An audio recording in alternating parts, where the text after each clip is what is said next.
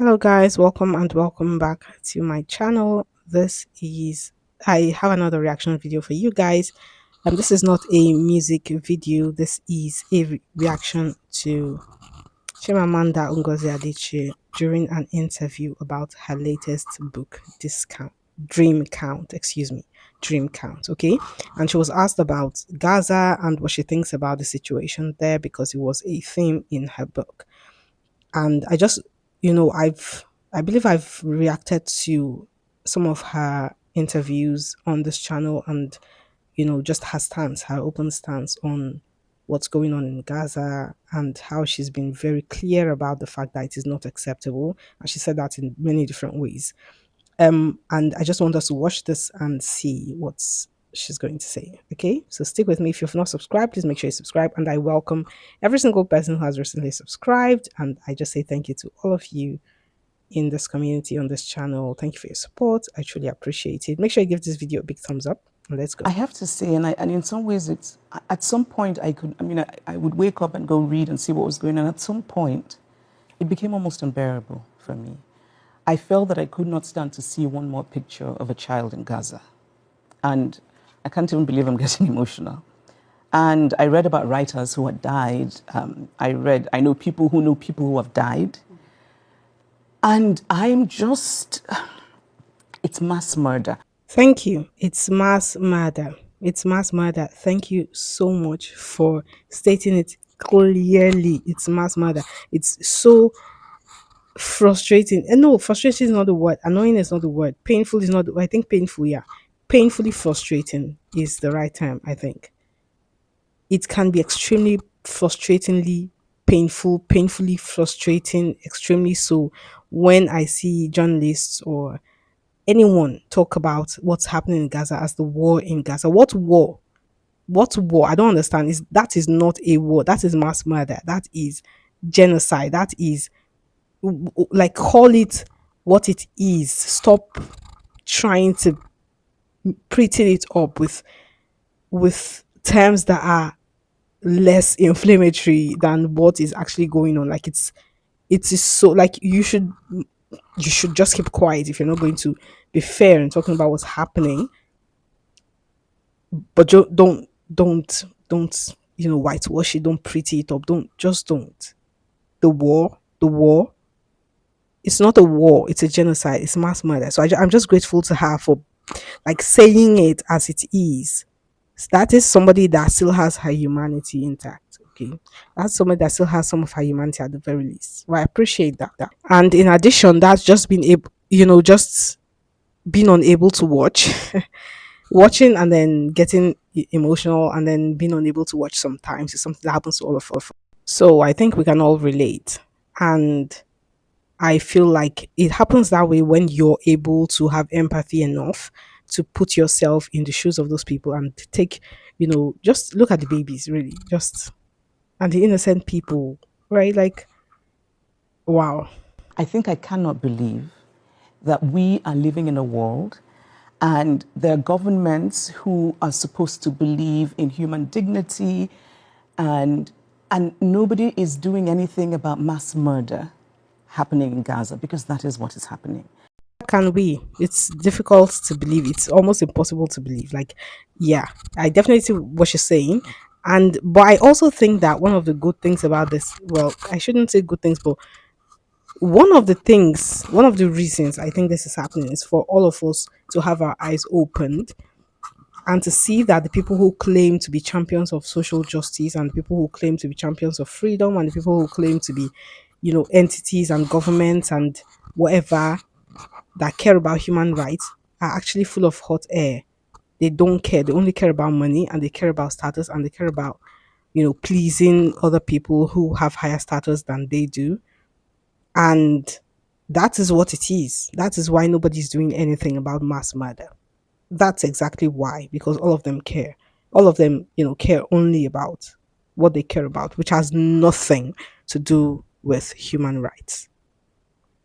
So it's clear. So I guess when you know what somebody's about, then when they behave in disgusting ways, it doesn't really surprise you. It bothers you, but it doesn't surprise you because you already know that that's what they are. They're about what they are, which is has nothing to do with humanity. I think the idea of collective punishment is dehumanizing. You cannot hold a whole group of people responsible for the actions of certain members of their community.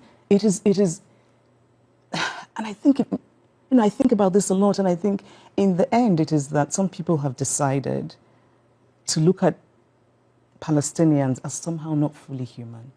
Because if you think of Palestinians as fully human, you cannot find excuses for this kind of mass murder that is happening. You cannot justify it in any way.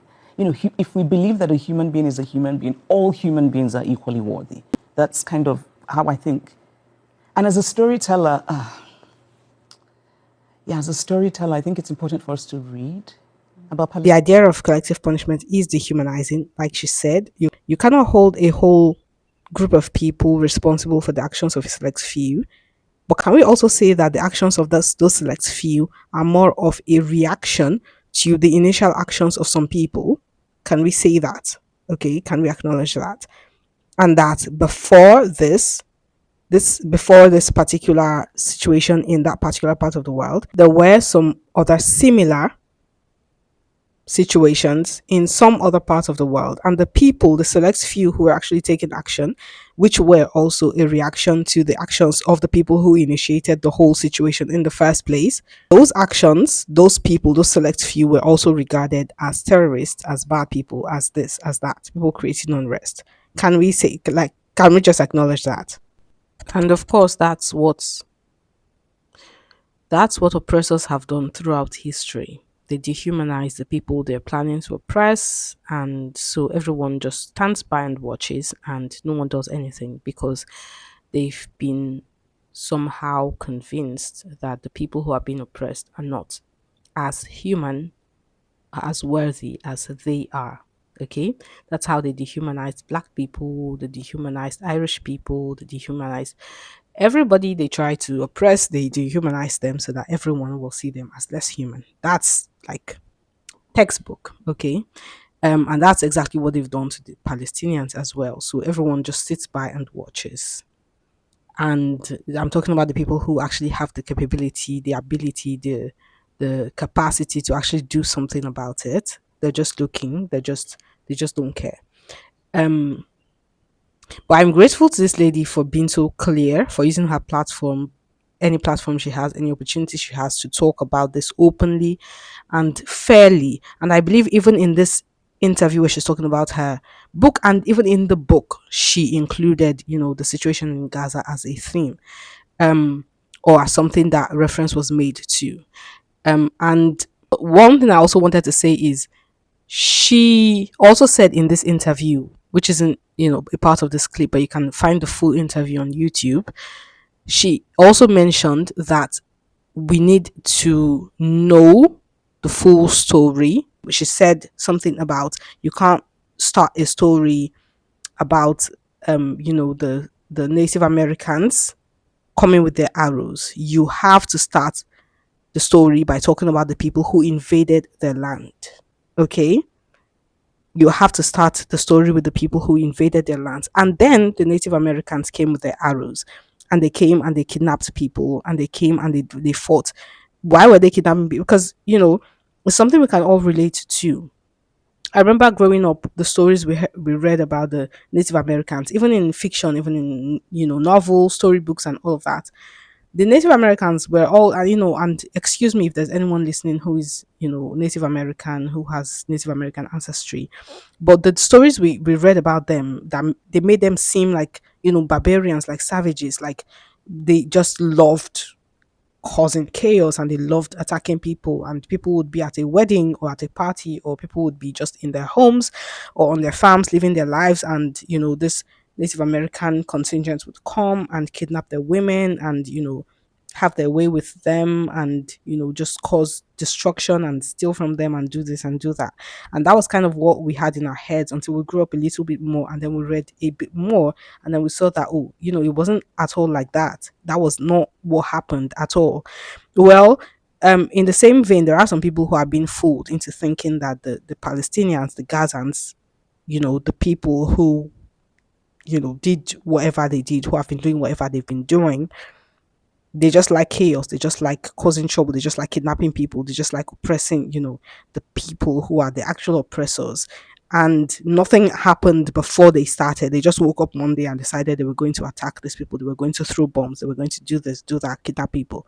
Something happened before, something that they're reacting to. Can we talk about that? And can we talk about what is still happening? What is still happening even after they agreed to a ceasefire? I'm sorry, this is laughter that Buruku Onwere, in Yoruba, you say that when you're talking about a horrible thing that you cannot cry about, you have to just laugh because laughter is associated with horrible things at times. Um, they talked about the ceasefire, and in my head, I was like, well, I mean, I hope it's true, but I kind of know that this isn't. It's not. Let's just agree that it's not. And lo and behold, we saw what happened shortly after. Like it was such a fake ceasefire, like a faker ceasefire.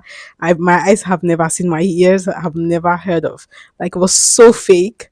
It was so fake. Like, I mean, on the brighter side, I guess the silver lining is that some of the Palestinian prisoners, like that, there were the Palestinians that had been imprisoned in Israeli prisons for a very long time. Some of them were actually released, so we can't be grateful for that. But I'm just saying, the ceasefire was so fake. It was so fake, and now we've heard that they've finally destroyed the final last hospital in Gaza. So they've essentially ensured that everyone who gets injured won't be able to get proper medical care and become dead. That's basically what they're saying. That's literally what they're saying. I want to say something, but I'm not going to say something. I'm just going to be quiet and say that, God help us. Anyway, I'm going to stop my rant here. I'm sorry, bear with me. Sometimes it just drives you nuts, right? Thank you guys so much for watching this video with me till the very end. Let me know your thoughts in the comment section below. If you've not subscribed, please consider subscribing and give this video a big thumbs up. I would truly appreciate that. And I will see you next time. Ciao.